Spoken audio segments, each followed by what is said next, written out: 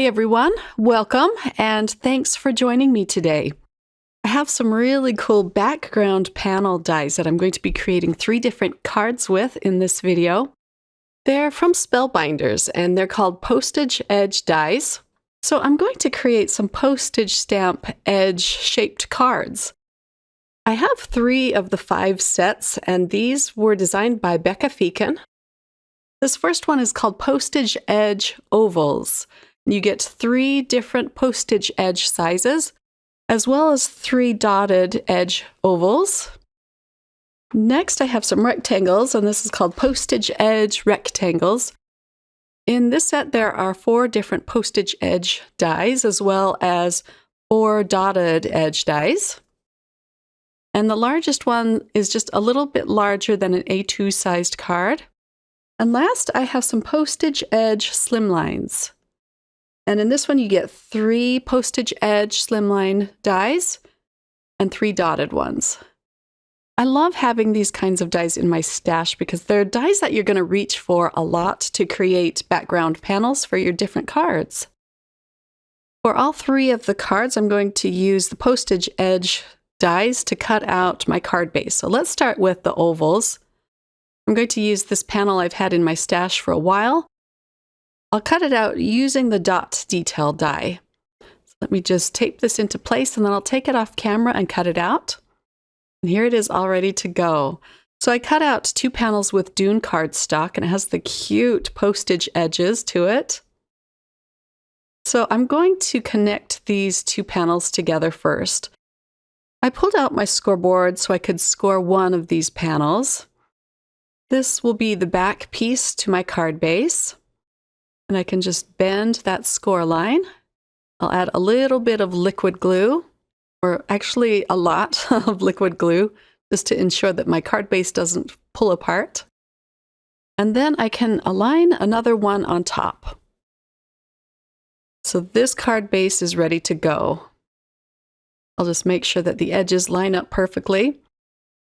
I use some dot liner to attach this pretty pink panel.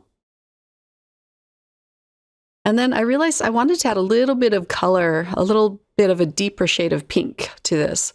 So I pulled out some Prom Queen ink from Simon Hurley.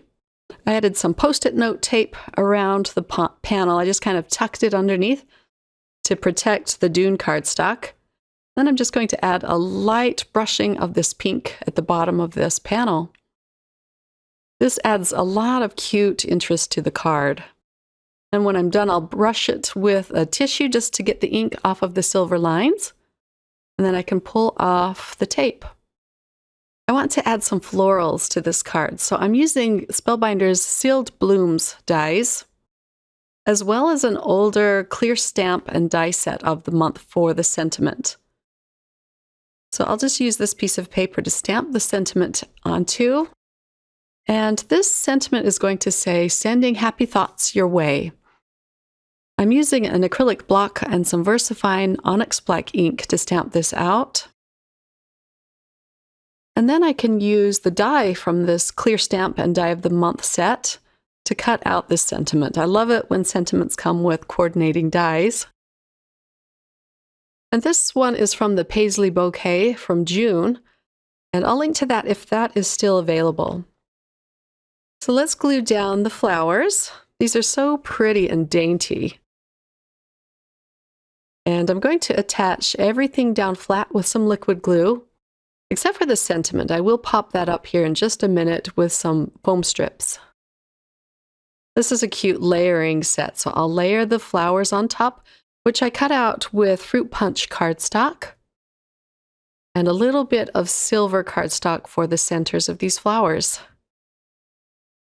And I'm just going to kind of curve these flowers around the sentiment. The green cardstock is some Rainforest green cardstock from Spellbinders. These die cuts really curve beautifully around this oval. We'll put the second one down. It is going to overhang just a little bit, but I will snip the excess off in just a minute. I put glue down the stems as well so they don't flop up. Now for the last two flowers. These would look really cute with a little foam square behind them too, to give them some dimension. And then the sentiment I'll put on last with some foam strips. And now I'll pull out my small scissors so I can just snip off the ends of these stems. I'm using some fashion rose pearls around the sentiment. Spellbinders has so many pretty new pearl sets in their shop. These rose ones I thought went really well with this card. And here's a close-up look at the finished card. And I just love that postage stamp edge to it. And this will fit perfectly into an A2 sized envelope.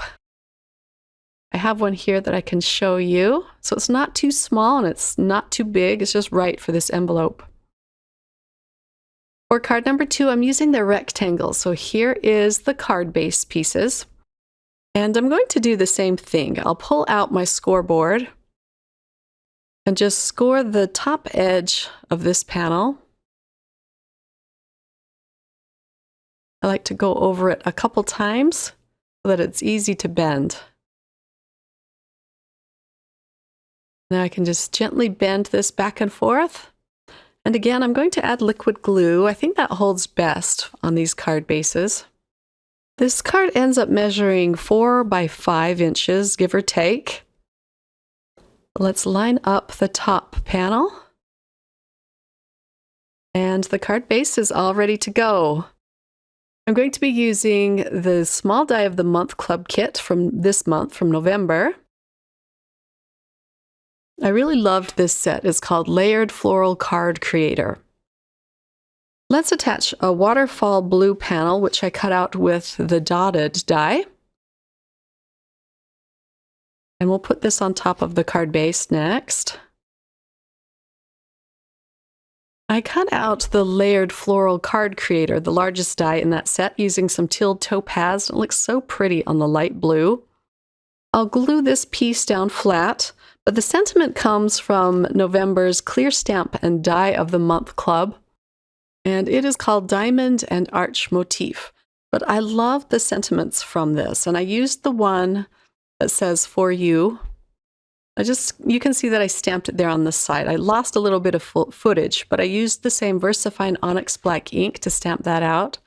It just looks so subtle and cute. I cut out the layering pieces, or not all of the layering pieces, but just some of them, with brushed gold cardstock. I want this to be very simple. And I'll glue all of these pieces down with some liquid glue. I think this one is my favorite card from this trio. This looks like a little stamp. It's so much fun. My pickup stick isn't working very well. I have to replace that, I think. So I'm just using my tweezers to put this smallest piece in place. For a touch of bling, I'm going to use some opal gems.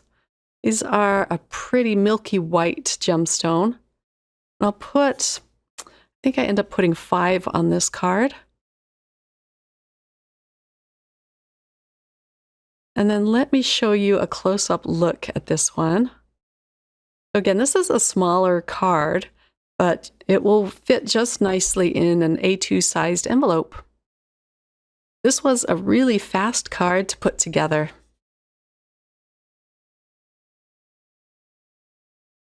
And now on to card number 3. I used the largest of the dies to cut out some purple mist cardstock, and then the largest of the polka dot dies to cut out some white cardstock. And I'm layering up these two pieces. And this card ends up measuring a little over 8 inches by a little over 3 inches. So I haven't made the card base yet. I'm going to use a piece of white, a heavyweight white cardstock to do this. So I'll pull out my scoreboard one more time, as well as my bone folder, and just score the tip of this panel. I'll score it twice just to get a nice pliable fold. Let me move this out of the way so I can set this panel down on my mat. And then I can just bend it easily. So let's add some glue.